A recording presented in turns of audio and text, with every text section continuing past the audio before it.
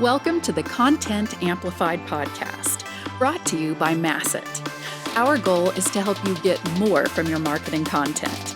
Each episode is a 10 to 15 minute interview with industry experts that share amazing insights to help you squeeze as much juice from your content as you possibly can. Here's today's interview.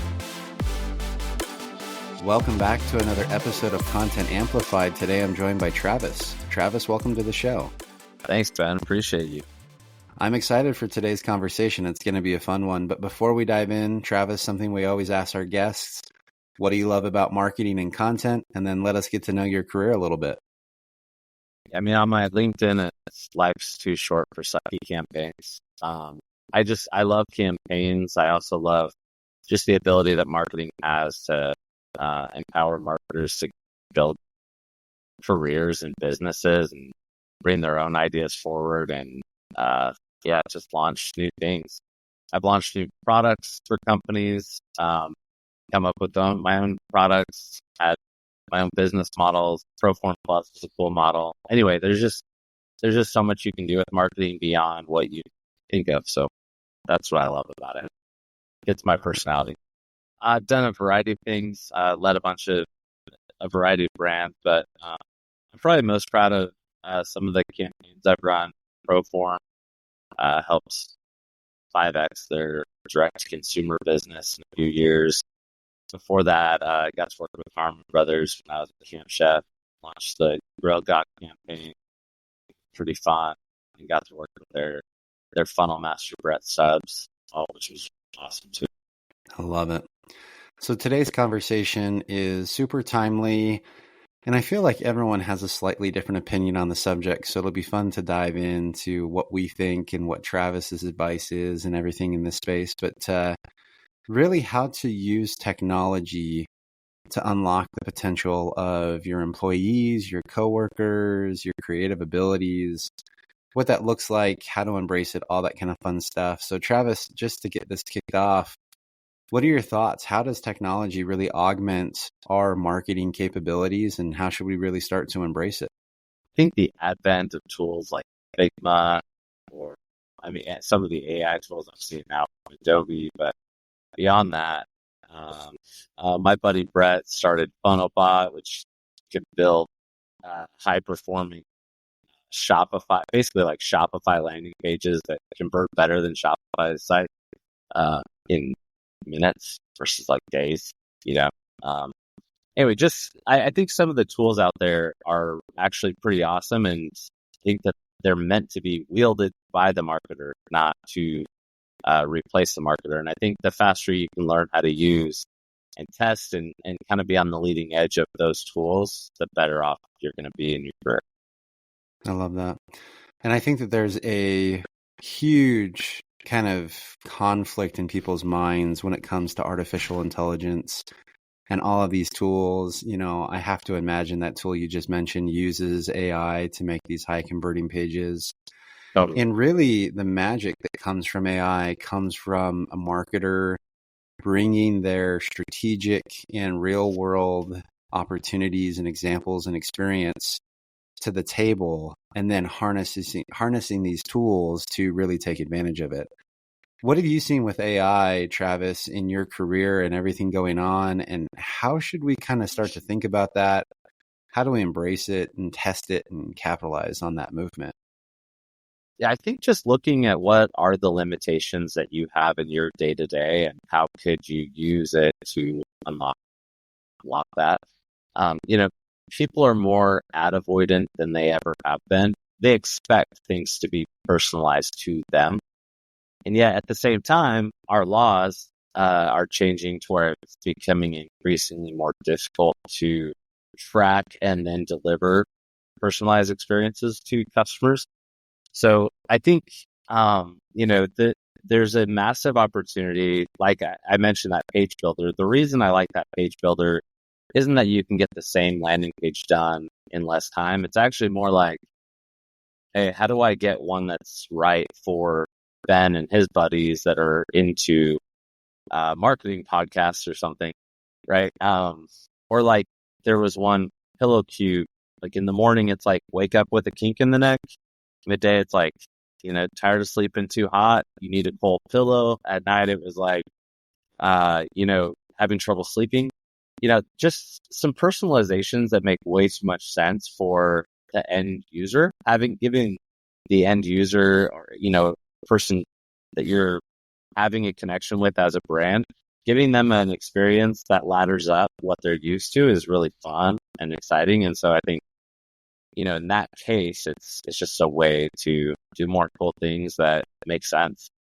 And I think marketers love that. I think a lot of marketers cater to what their boss wants them to do. And I think that that's not the way to succeed. I think the way to succeed is, yeah, you need to do what your boss asks you to do. But like beyond that, how do you go do something innovative, cool, different?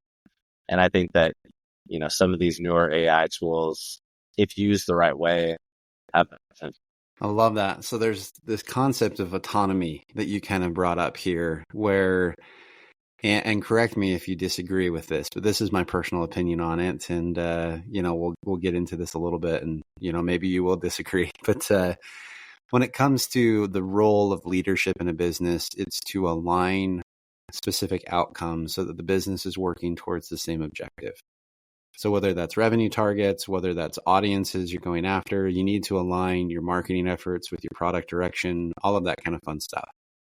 How you get there, everyone in a company should have enough autonomy to be able to determine to some degree how they get there, whether that's utilizing specific tool sets, whether it's specific campaigns, whatever it may be. How do we connect best with the people that we're working with or trying to serve to accomplish similar business goals so we as a business row in the same direction? But this is where the rowing analogy breaks down. How I row and how I move my paddle, I have the freedom to pick that. Agree or disagree with that sentiment? What are your thoughts on that? 100% agree. I think that the biggest mistake leaders make is by trying to dictate that like they have this all-knowing path. The reality is your people, you hire them because they're smart. You hire them because they're innovative. They're going to break things. They're going to do things wrong. And I think that that's okay. I think sometimes there's a speed to market once in a while, like 1 out of 100 days where you just need something done quick and let's just do it this way so we move. But a lot of the time they'll move faster, better, smarter than you ever would if you just let them. And so I agree with that 100%. Having the fire in your belly for the outcome is also helpful because I've seen tech teams that kind of like spin when I think there is a place where you have so much autonomy and so much freedom that you don't have direction. And then the creativity is just like misalignment. So I agree with you. Autonomy for sure is key. I think, having a fire, so long as everyone has a fire in their belly to go get the job done, I think that's key. I think you can't win without that. Yeah. So when you're working with teams, we're talking about technology and how that unlocks people's potential. So let's say you're in an environment where it's a really healthy structure. Everyone has, a good amount of autonomy, which does bring that fire in the belly to say, okay, it's on me. I'm going to be the best at what I do. I'm going to hit my goals, things like that. How do you utilize the technology to experiment, test, try? You mentioned the landing page software, but how does the technology really allow you to try more in the same amount of time to really get those insights to help you hit your objectives? There's been just so much done, especially in the design space, where, you can have a great strategy and that great strategy was generally followed by, a week of concept work or whatever. And it just kind of like took too long. And now, I feel like going back to the autonomy piece, we can get past subjectivity a whole lot faster. And here's how. Right? Like, let's say you come up with like 3 different, you have a campaign coming up and you need to tell the world about a new product or you need to inspire them with a brand message or whatever. Well, how that comes to life, you can build that and then have it change to be 4 different approaches in minutes, really. And then you can actually launch ads quick, test it, and the winning variant can be something that an executive was against or something. That's okay. Like I think that you can quickly land on things a whole lot faster. And I actually am super excited to see the same innovation video.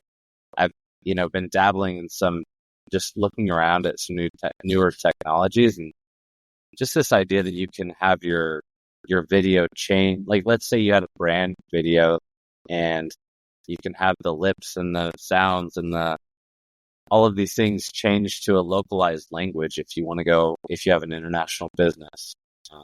And it comes across still in Chris Hemsworth's voice, if that's what it was in English. Wild, right? Just the types of technology that are coming forward, I think, will empower marketers more than ever to localize, personalize the content. And I think that we'll revisit some of the legislation that's been done, because I do think people do love a personalized experience. So I just think that the tools are being built.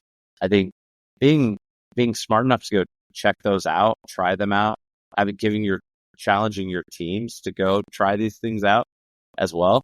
If they're not, as driven to do that, like, challenge them to try new things, to fail, to be on the leading edge of it, because I think it puts you way further ahead than everybody else. Yeah. And I love that point. Yeah, it's interesting. You talked about that localization example with videos and how the videos can change to be in someone's native tongue. It's interesting because the technology is not taking away the marketer's ability to strategize and to, again, figure out what is the best thing for the business, what's the best thing for the customer. The technology is expediting the tactics and the things that take forever. Like that video example, to localize a high quality video in a dozen different languages, that's a lot of time and money to be able to do that. I mean, ton of time and money.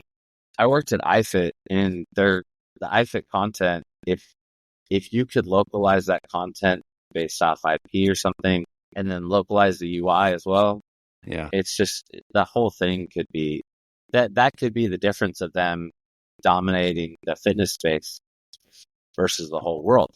It could be the difference if they do it fast enough, smart enough. And I don't work there anymore, but like, it's just, that type of thinking is super smart. I agree. Yeah, I mean, one video that maybe cost you $20,000 to shoot, which is a really high quality, decent video, and obviously they can cost more or less depending on what you do.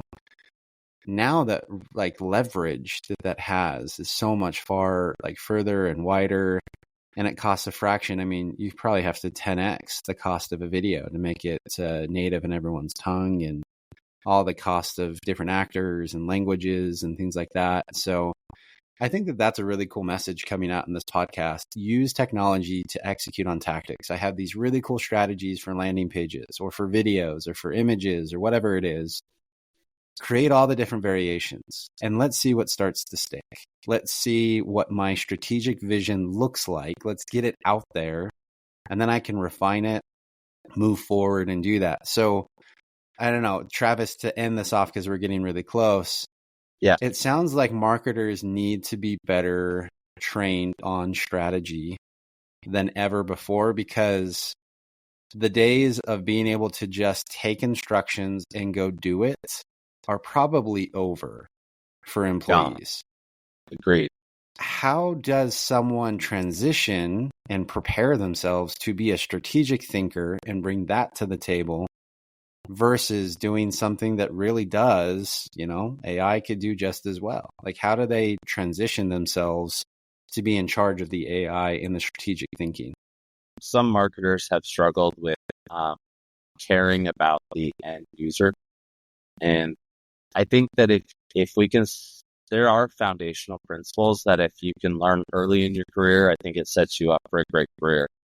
The idea that it's not my idea that's the right idea. It's the idea that resonates with my end user and audience is the right idea.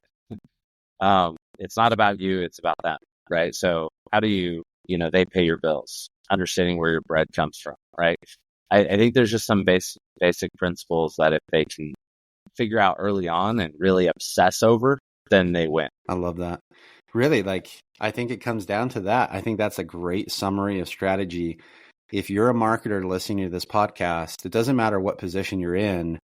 If you are the one who has pure and good and true insights on what the customer needs and wants, then you will actually be able to be a strategic thinker and have that opportunity. It doesn't matter if you're a head of marketer, get closer to the customer. If you are just a content writer but can prove, I talk to the customer and I have the best content ever, you are going to have those strategic insights and you are going to be one of the most valuable people in the company.